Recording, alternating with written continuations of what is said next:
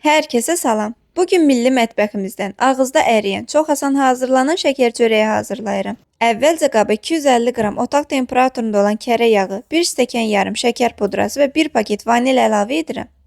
Mikseri əvvəlcə aşağı sürətdə, sonra isə sürəti tədricən artıraraq yağın rəngi ağarıb krem halına gələnə qədər çalıram. Bu zaman ara sıra qabın kənarlarını da sıyırmaq lazımdır ki, hər şey tam qarışsın.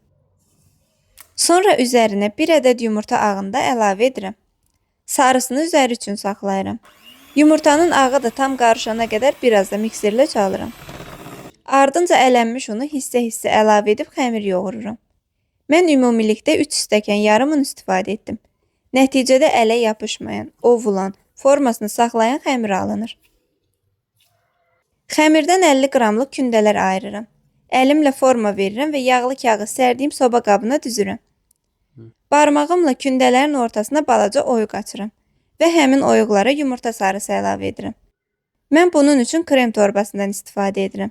Amma balaca qaşıqla da rahatlıqla edə bilərsiniz. Əvvəlcədən 160 dərəcədə isidilmiş sobanın ən alt rəfində şəkər çörəyinin altı qızarana qədər təxminən 15 dəqiqə bişirirəm. Hər soba fərqlidir. Ona görə gözünüz üstündə olsun. Nəticədə ağızda əriyən kövrək şəkər çörəyimiz hazırdır. Hazırlayan hər kəsə indidən nuş olsun. Videonu bəyəndinizsə like etməyi və yaxınlarınızla paylaşmağı unutmayın. Hələlik!